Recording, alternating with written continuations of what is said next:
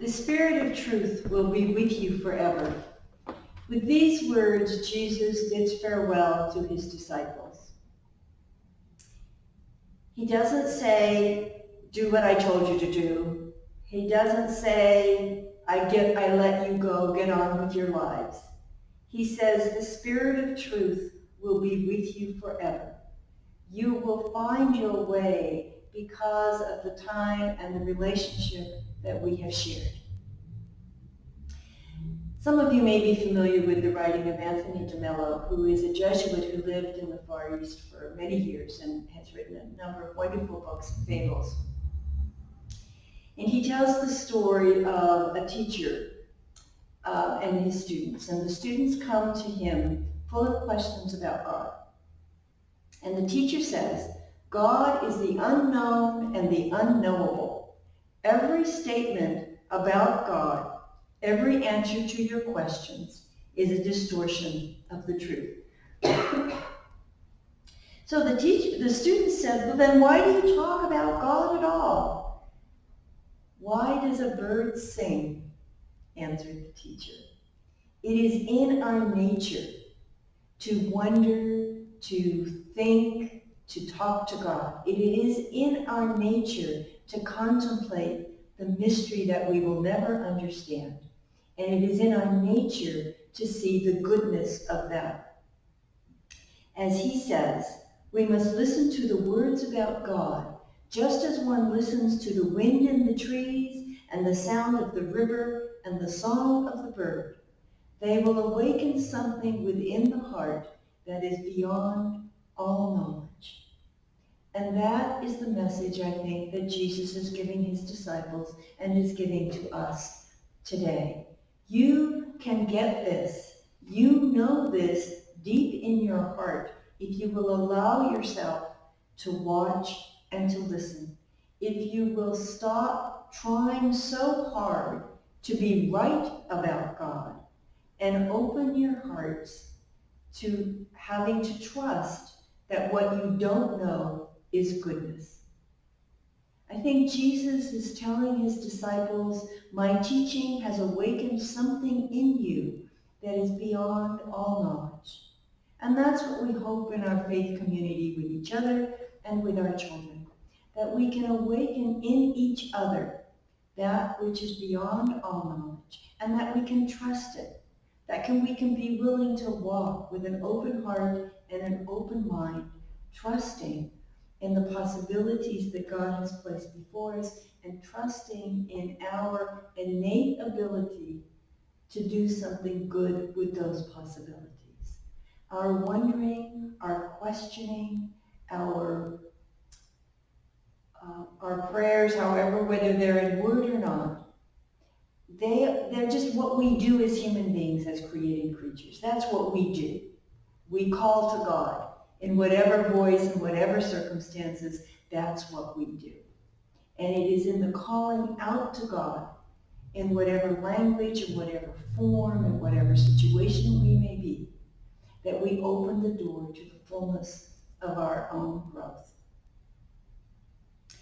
This is the first time in this chapters of 14 to 17 in the Gospel of John that Jesus refers to, promises the advocate, which in the Greek is translated paraclete or paracletus. There's no one translation for this. Let me explain by the standard scholar on this, Raymond Brown. And he says, because remember, Jesus promises the advocate will come for you. And we don't know whether he's talking about another prophet and angels coming, or whether he's talking about the Spirit of God that is implanted already and awakened in the disciples through his teaching. This is what Raymond Brown says. No one translation of Parakletos captures the complexity of the functions that this figure has.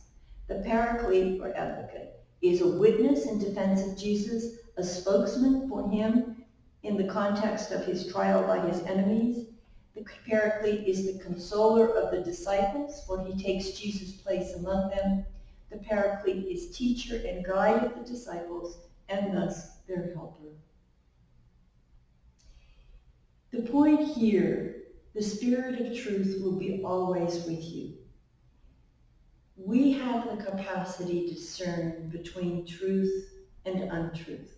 We must seek out teachers and mentors and conversation partners so that we can move along and voice our questions, our hopes, our stumbling words about God and to God. But that's what comes naturally to us. That's who we are as creatures. The Spirit of truth abides within us. But we need each other to bring that out in each other. We need each other to remind ourselves that we are capable of discerning the truth, and we must hold one another accountable for acting according to that truth, to living out the truth.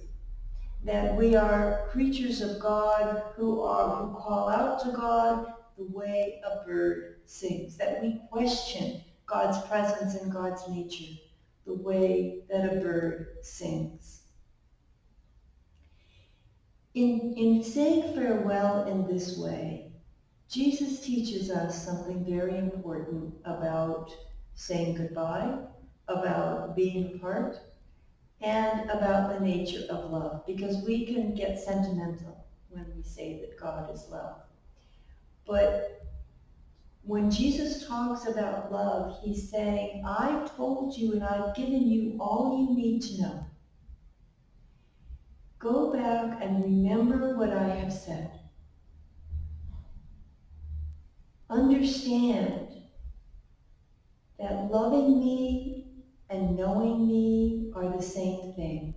And we need to say that and remember that about each other and about our most important relationships. We can say I love you till the day's end, but unless we're willing to take the time to know one another, unless we're willing to be known, then that love is simply sentimental emotions. It's sentimentality. Perhaps one of the great gifts and challenges of this time of sheltering in place is that we have gotten to know each other in ways that we wouldn't have if we hadn't been spending, our people we live with, we hadn't been spending 24 hours a day together. We've seen things we probably would rather not see. We've probably said things that we probably would not have wanted ourselves to say. But that dailiness was a way of learning, of knowing each other in a new way. And what Jesus is urging us to do, and I think this gospel encourages us to do, is to take what may often have been stumbling in these past weeks with one another, with our families, with the people we share our intimate lives with, and use what we have learned as the building of a deeper relationship with each other. Use what we have learned about ourselves and about each other to awaken the spirit of truth in one another, to remind each other that we're capable of discerning a truth that may seem foggy or may seem unacceptable. We can trust each other to hold one another accountable for being a being who calls out to God as naturally and as inevitably as a bird sings. So let us go forth today, trusting the Spirit of truth that abides within us and within the people around us.